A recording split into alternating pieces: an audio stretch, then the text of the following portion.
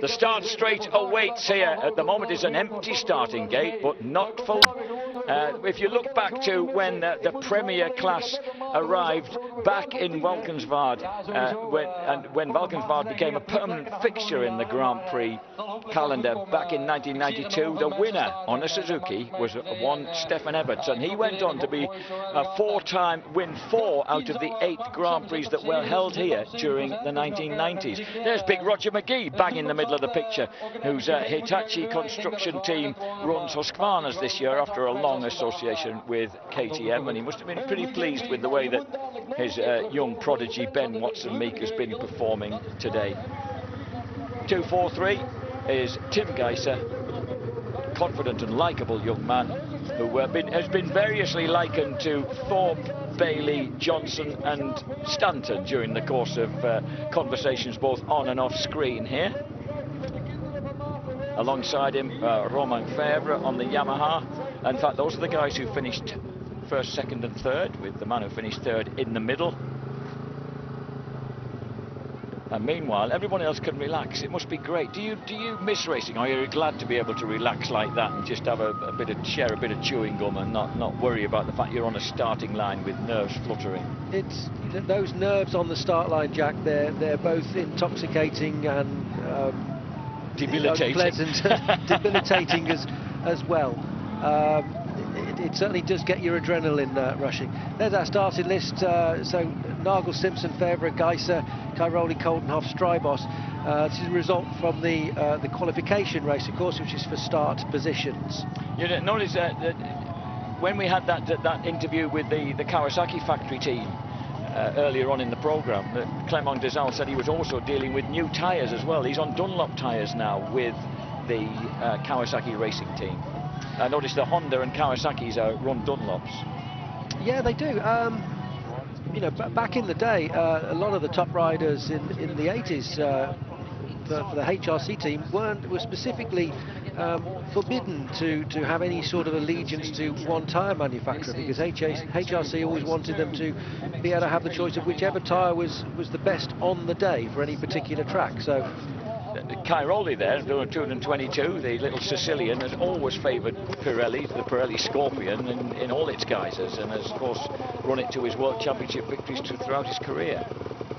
And the equally Pirelli-clad Rockstar Energy Husqvarna factory team, Max Nagel. If by any chance you missed the first, well, you didn't see the first race, you knew that Sean Simpson had some bad luck on the opening lap, but it's worth pointing out that Sean was the only guy that was really making strides through the field during the course of that race. He went back to 22nd place and made it all the way up into the top 10. So Sean has top 3 speed here, that's for sure. He just needs to get a good start, which he did in the first race, but then keep out of trouble on that first lap. And as we said before the first race, there's any number of riders here that could win this moto. It's a really difficult one to predict, isn't it? So much will depend on who gets the clean start and who stays on 2 wheels throughout that first lap, indeed through that first turn. So, a colourful lineup. The zebra striped Jake Nichols bang in the middle of it there as we await the start of the second MXGP race, European Motocross Grand Prix Vaalkensward. Wow, someone got a really good jump in the middle of the pack, but gets shut out a bit. Cairoli it is, who grabs the whole shot. Spectacular speedway style broadside, and the tiny little 8-time world champ runs at the front right away on the 450 KTM. So the leader, Cairoli, second place, I presume, will be Tim Geiser, because it's one of the Hondas. It may obviously be Evgeny Bobryshev. Let's check out. No, it is indeed Geiser who's running already. Look at that anxious look to his left from Cairoli as he comes under attack instantly from his fellow world champion and loses the lead. So Geiser, would you believe, even in these softer, drier conditions, has just plundered the lead off Cairoli straight away. He's not hanging around. He's just so smooth, isn't he? The way he went past Cairoli there, he just very, very impressive the way he's riding at the moment. And considering that he's come up from the 250 class, although he did train on a 450 a lot last year. Romain Febvre running in third place, fourth place unexpectedly, as if Philip Bengtson initially on the Suzuki. I thought it was a Suzuki that got a fabulous jump from the middle of the gate, and I think it was Bengtson who did that. So the tall Swede is in the mix as well, unexpectedly. There's the red plate of the championship leader. But remember, only the championship leader by a single point. So Simpson didn't get a good jump over the gate initially. He's back in 10th place, but behind Tommy Searle, who defeated him in both races at Ling last weekend in the opening British Championship round. But further back, Max Nagel only 15th on the opening lap. That's a terrible start. That gives him, and Kevin Strijbos just 2 places ahead, with Stephen Lenoir, the UK-based Frenchman, guesting for 24 MX Honda in between them. Strijbos was the guy yesterday. He was very, very fast in qualification. He slipped off it, but fast in practice. There's Nagel trying to make his way through, coming up behind number 100, Tommy Searle. And Bobrishev's behind him as well. And just in front of him is Philip Bengtson, number 11, already travelling backwards through the pack. And as what you watch Fevre. Fevre has got Jeremy Van Horbeek behind him, so Van Horbeek gets a good start. You said that any number of people could win it, and it's so dependent on getting out of the gate with a snap, Robert. There are so many good riders in this class this year, and so many of them equal. They all ride sand well. Very difficult to pick a winner out of any one of the top 10.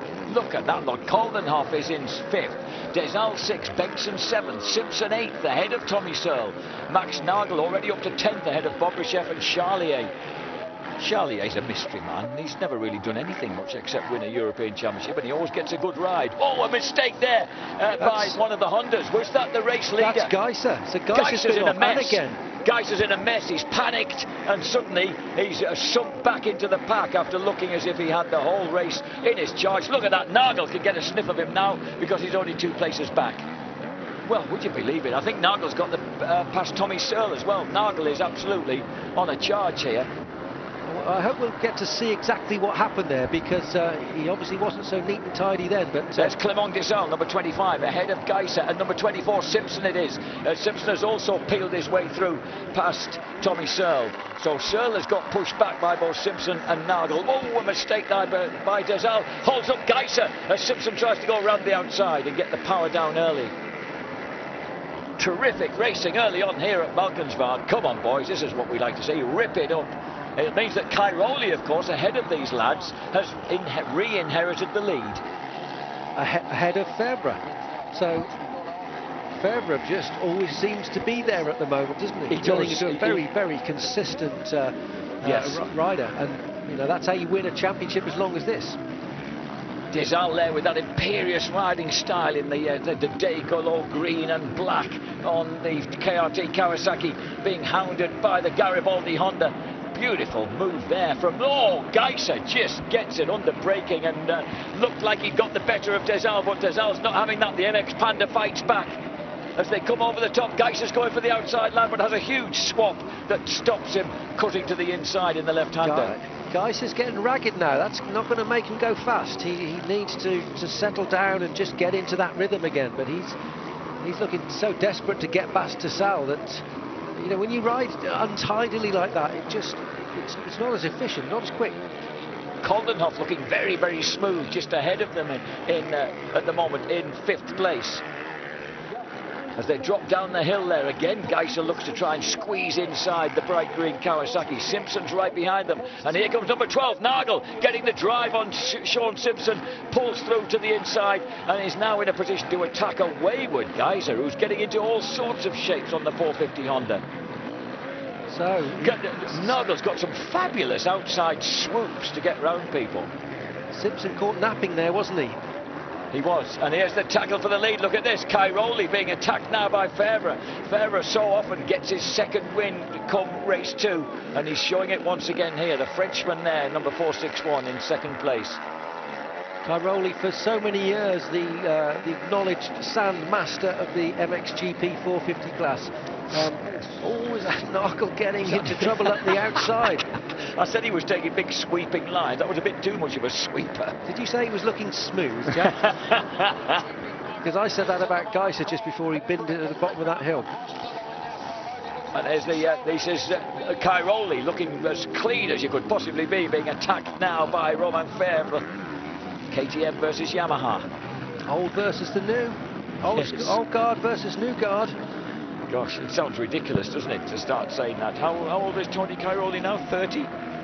Oh, Febvre down, loses the front end coming out of that first turn. So Van Hoorbeek goes through the second. There's Jeremy the Jera. Van Hoorbeek goes second. There's Cairoli leading it. Suddenly he's got breathing space. Febvre up again so quickly. Can he regain his rhythm? He's there in third place after that mistake. He's now got to do it all again. Did we say Febvre was looking tidy? There's Coldenhoff's the one who's looking as neat as anybody, and this time with it, he didn't enjoy it wet and sloppy in race 1. He's enjoying it a lot more in race 2. The Dutch crowd getting behind him. Oh, dear me, I thought for a moment that Febvre was going to... Let's have a look here. So he tries to go round the outside, gets a good run there, but there's just no berm there.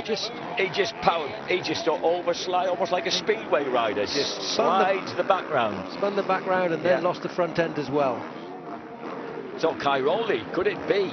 Remember that the prodigiously talented multi-world champion hasn't won a race yet this year. Could this be the one that he could win? But he's got 22.5 minutes plus 2 laps to survive the onslaught of his pursuers. There's Tim Geiser going through the picture. Geiser is still holding off an increasingly dirt-splattered Max Nagel. Who's going down here? That's that further down the... Is that Simpson? That's Simpson. Sean Simpson compounds his wretched day with a fall where it's fallen really awkwardly, and the Scotsman struggling to pick that KTM back up. Oh, what a shame, Sean. And he's getting rattled by all sorts of people as he's picked it up right plumb in the middle of that left-hander. Sean down into 17th place, unfortunately, so not a good day so far for Sean Simpson from Goldry in Scotland. There's the two Yamahas. Is Van Hoorbeek leading his teammate at Rinaldi Racing, Monster Energy Yamaha, Romain Febvre, and then behind them in 4th place Glenn Coldenhoff, Red Bull KTM, then Clement Dessau on the Monster Energy Kawasaki. Well, Dessau must have had an issue, because our screen showing Dessau back to 7th on track. So he must have had an issue as well, which we haven't seen off camera. So Geiser and Nagler now 5th and 6th. Bobryshev is in 8th. Strybos 9th. Tommy Searle 10th ahead of Charlier. Tanel Leoc. Simpson straight back to 13th ahead of Stephen Lenoir. No, he's not. He's in 16th place. The screen's corrected itself. Here we go underneath. What a glorious afternoon it's turned into. There's one thing you always know about European weather. If there's a good strong wind, it can always blow the mean weather away and bring in that kind of late afternoon sunshine. These lads are riding well, aren't they? The Yamahas. How quickly has Febvre regained his composure? But we always get good, exciting racing at a sand track.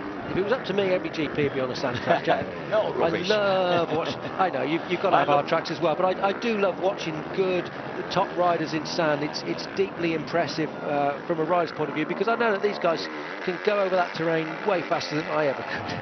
And that's what's impressive. But you also do generally get good racing. There's never any issues with finding anywhere to pass. And can I just say that in the days when hard-packed tracks were kind of slick and grassy, if you like, then it was a perilous operation going quick, and some guys were amazingly good at it. You would never hear somebody say it's difficult to pass on a track like this, because firstly there's so many different line choices, it gets rough, it's difficult, and they're not in the air all the time. They've got wheels on the ground, and when you've got wheels on the ground, you've got the opportunity to pass. David Thorpe, last to 4th, Farley Castle, 1985. Sorry, last to 1st in 4 laps. Was what I meant to say. Right, we've got 19.5 minutes plus 2 laps to go. We're watching Geiser trying to regain the initiative on Glenn Coldenhoff. Max Nagel has burdened himself currently with 6th place. So I'm just trying to work out what, Febvre could, if things went on like this, Febvre could yet nick the overall. It's absolutely wide open, this Dutch Grand Prix. That mistake of Geiser has made it so. Cairoli was only 7th in race 1, he currently leads this one. Coldenhoff there, 2.59. We need to look what we expect him to look like on that Red Bull KTM. And there's 2nd, 3rd, 4th and 5th all in the picture. It will be. And in fact, there's first, second, third, fourth and fifth. It will be an interesting for the overall. That was a massive moment for Geiser. Massive moment. I think he hung on to it, but he had a massive swap. Look, he's disappeared from behind Glendenholm. What are we seeing? So here's Geiser around the outside, gets wobbly, over the berm. He's having a hard second race.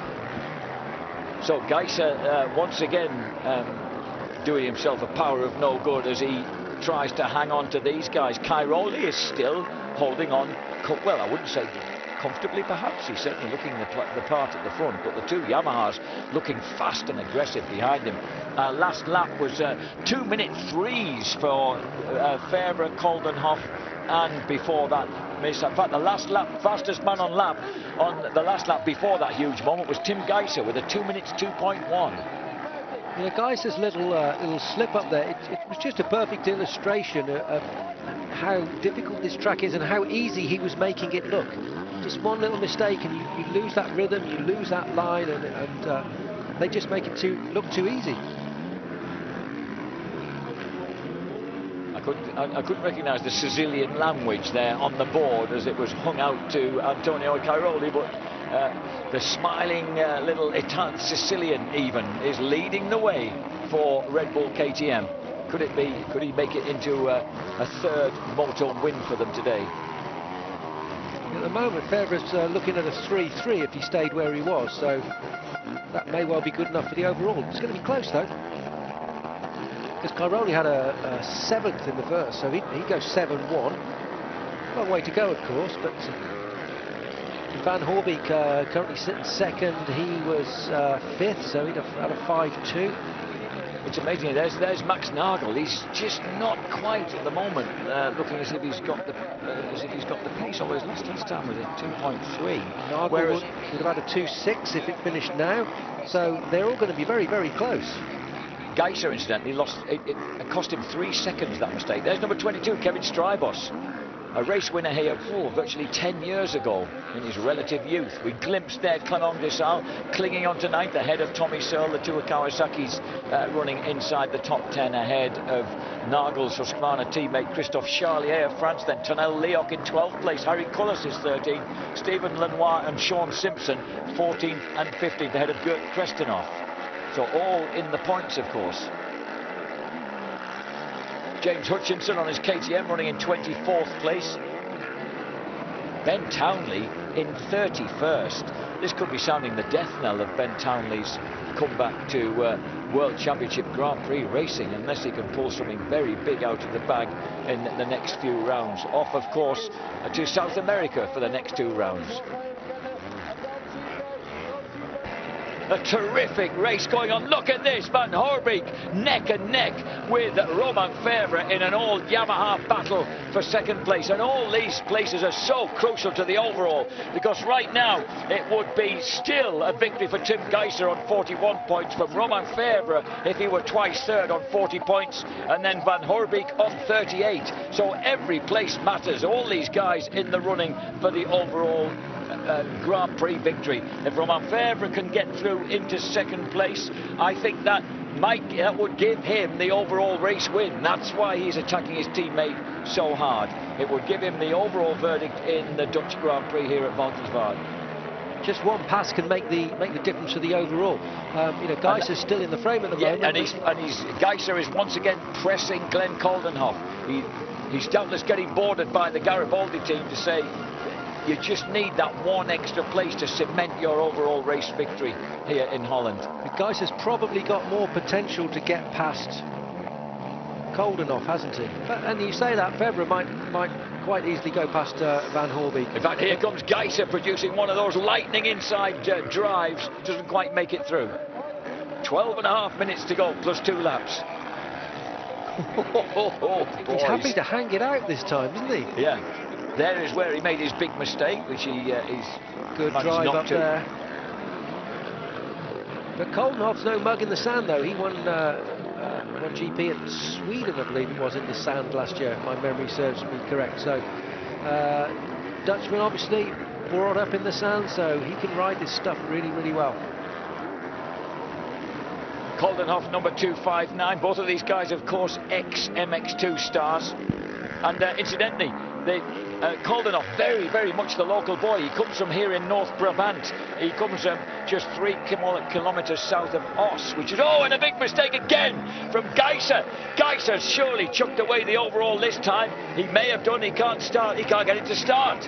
The CRF 450, obstinate in its starting. Kevin Strybos has gone through. He was running down in 8th place.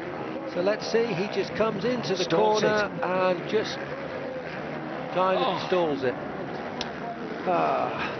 So Tim Geiser then, perhaps it's a big ask now. 12 minutes plus 2 laps to recover from that. Kai Rowley leads the way. Second place now is Romain Febvre. No, Van Hoorbeek. Is it still Van Hoorbeek? Van Hoorbeek, there's Febvre. So Febvre in 3rd place, 4th place Koldenhoff. This is fascinating, because Koldenhoff's right, he could mix things up for Febvre because he's almost on his back wheel.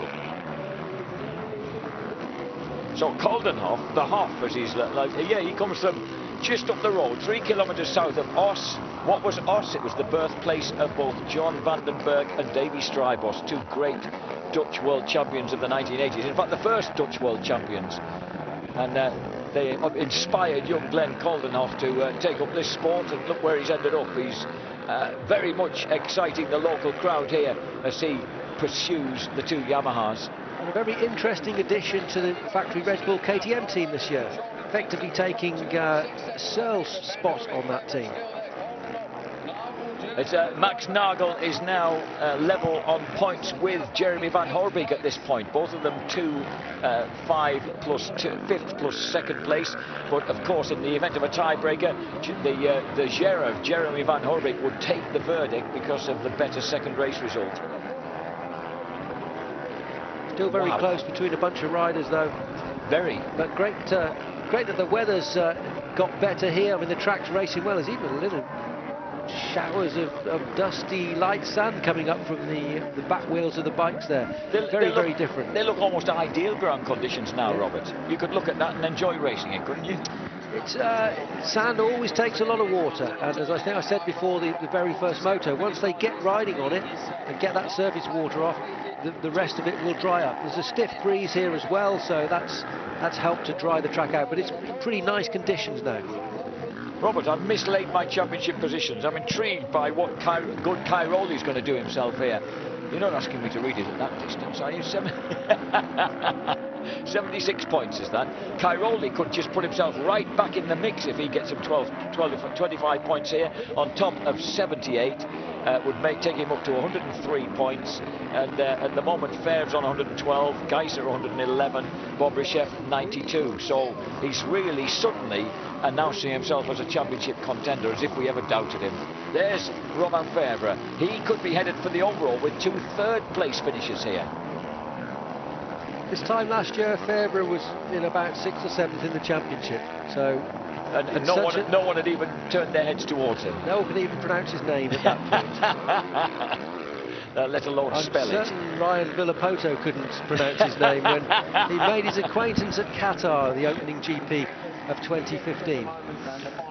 And here, oh, look at this. Max Nagel's now putting on. He made a move late in race. He made a move late in race 1. Now, could it be, although he got a little unsteady just then, the German on the Rockstar Energy Husqvarna, could it be that he has yet got a chance on the overall? If he could go if he could get 4th place in race 2, might make a difference. Look how choppy it is coming down to there in those ruts. Not only is it a hill, not only is it bumpy, but it's rutty as well. And that takes a lot of skill to ride through there, but these guys are up to it. Max pushing hard towards the end of the race. If he would be level on points with Febvre if he could get the better of Koldenhoff, if otherwise positions stayed as they were. So Max must know that he put himself in a strong position. But I don't know how you measure the overall. If you've got one guy going twice third, another guy going 2nd and 5th. I don't know. Do you go on the better race result of the 4? The best race result of the 4? Here's Tim Geiser. He was the race winner. Oh, has Geiser had another problem? So Geiser goes to the outside. That was all under control, wasn't it? You're just a little bit early on the power, blew the berm out a little bit, but nothing to worry about. That's how you ride in sand. You know, the bike does move about a lot. You do have to ride it aggressively. You do have to put the power on early. Do you have to? Does your grip have to be fairly loose on the bars, or do you really need to hold on to the down? No. You need to ride loose. People, the common complaint that riders have in motocross is arm pump, where their forearms get really stiff and you can't hold on, and that's just from holding on too tight. It's just from holding on to the grips too tight. Guys, you know, he has looked all nice and loose all this weekend, and that's how you need to ride. The bars, you should just be lightly gripping them, really. There are times when you have to grip hard, when you have to pull hard to come over bumps like that. You need to pull on the bars hard, but generally you need to ride relaxed. He's been looking a tad too loose in this second race, hasn't he, in the end? Look at this, a mistake by Koldenhoff. He almost runs off the track, and suddenly Nagel's Husqvarna. It just takes a moment like that for the little German to be able to close the gap. Oh, and look at this, the former World Championship runner-up is now really tackling the local boy from just outside Oss. Here's him coming, moves across to the inside to guard the inside line. So he's got 6 minutes plus 2 laps to run those defensive lines and try and keep Nagel away from him. And also, of course, just ahead of the two of them is Romain Fèvre. Beg your pardon, that's a back marker.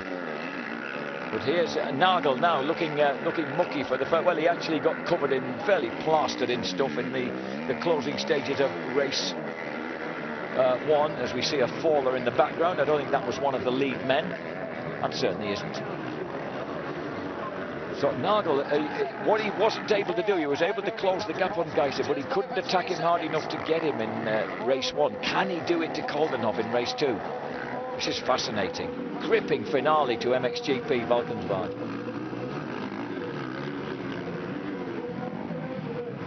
Five minutes plus 2 laps to go. Antonio Cairoli has a 3-second lead over Jeremy Van Hoorbeek. Close, exciting racing here, though. Nagel having to work different lines, trying to find a way past Koldenhoff. There's plenty of line choice here, but he also wants to not only find a faster way around it, but get out of the way of the roost. We've forgotten about Cairoli now being put up as a potential second place man behind Fèvre. Oh, dear me, anything could happen here. There are the two Yamahas still hammer and tongs with Jeremy Van Hoorbeek, who of course has been, you know, unlucky through injury, number 89 Van Hoorbeek in recent seasons. We tend to forget just how good he was when he finished runner-up in the World Championship in 2014. That was also, whoops, he got a faller. That's under Valentin, so not one of the front runners. Yeah, back in 2014, Jeremy Van Hoorbeek won the Italian MX1 Championship and went on to finish second in the Motocross Grand Prix World Championship. But of course, he's suffered injury since then.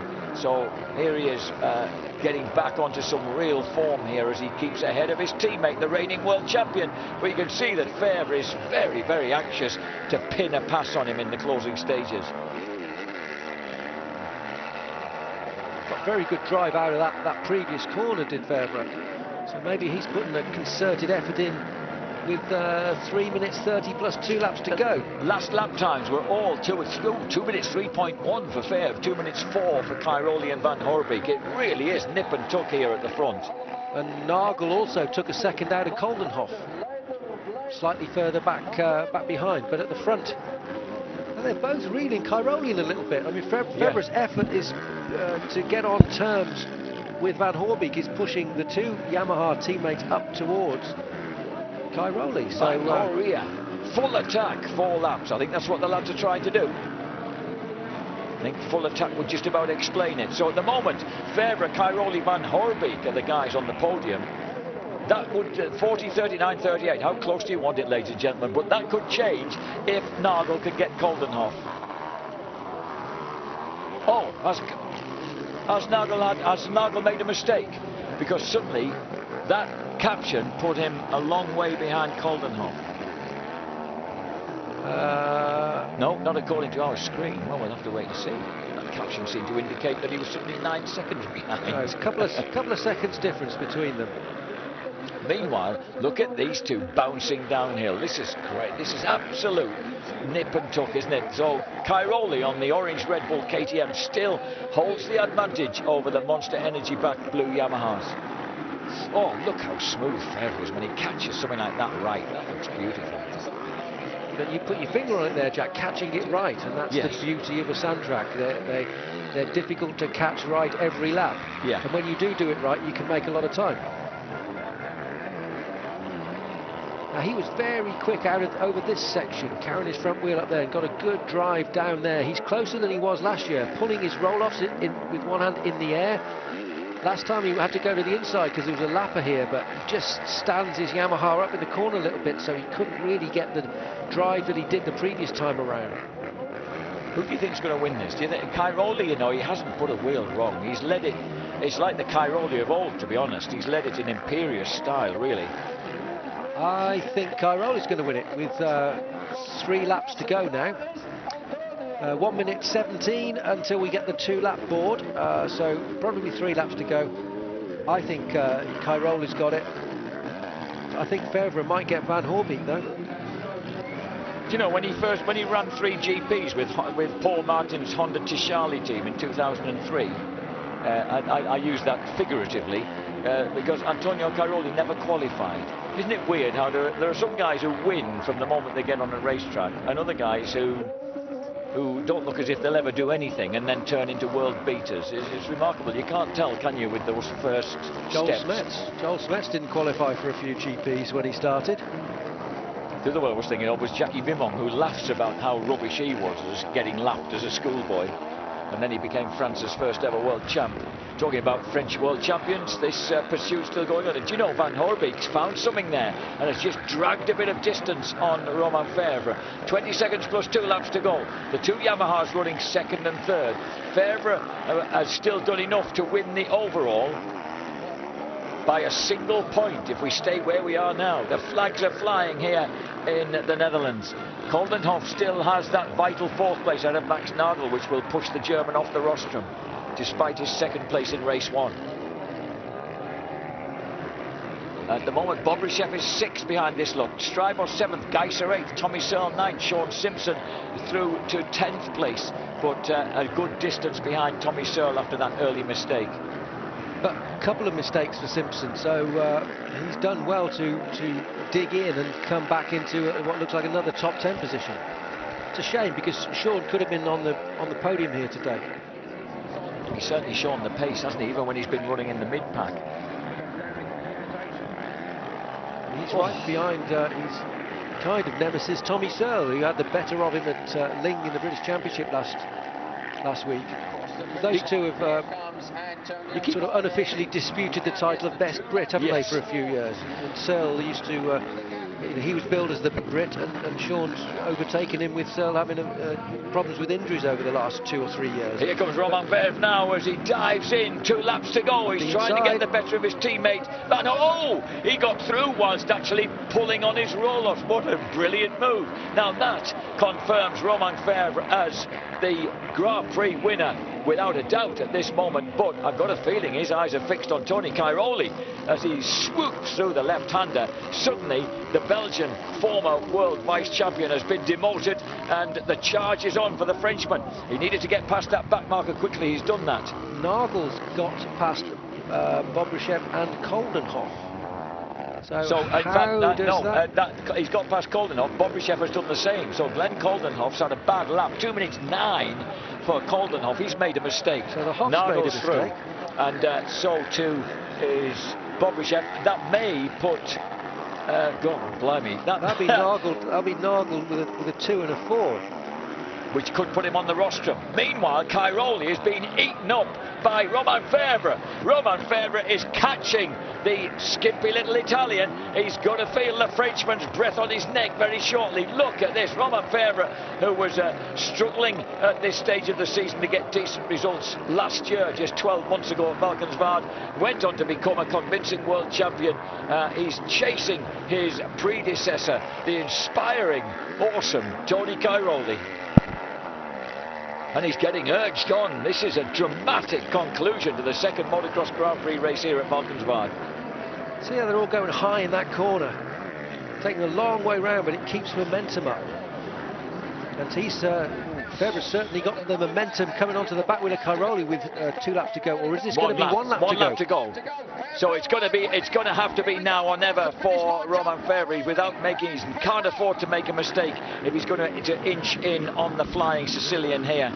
Oh, steady, son, steady. Let's see if he handbrakes it up the inside here like he did with Van Hoorbeek. Febvre plus 1.5. I think I'd be tempted to put plus 0. Oh. And he's getting very close now to try and put himself in a position to make a pass. But look how swift and tidy the little Sicilian is. Oh, as they have to go round the outside. That was a bad moment there for Febvre. Just had to back it up for a split second.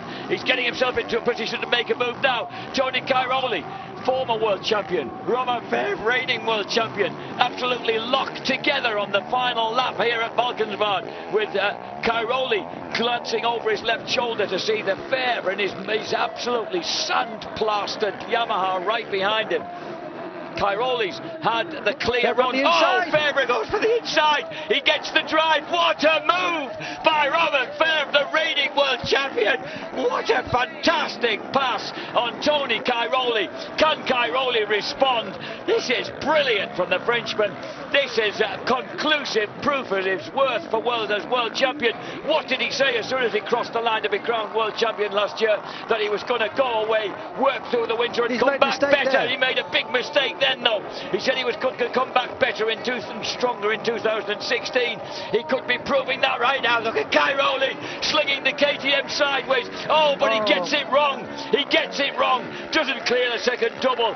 Cases the front of the ramp.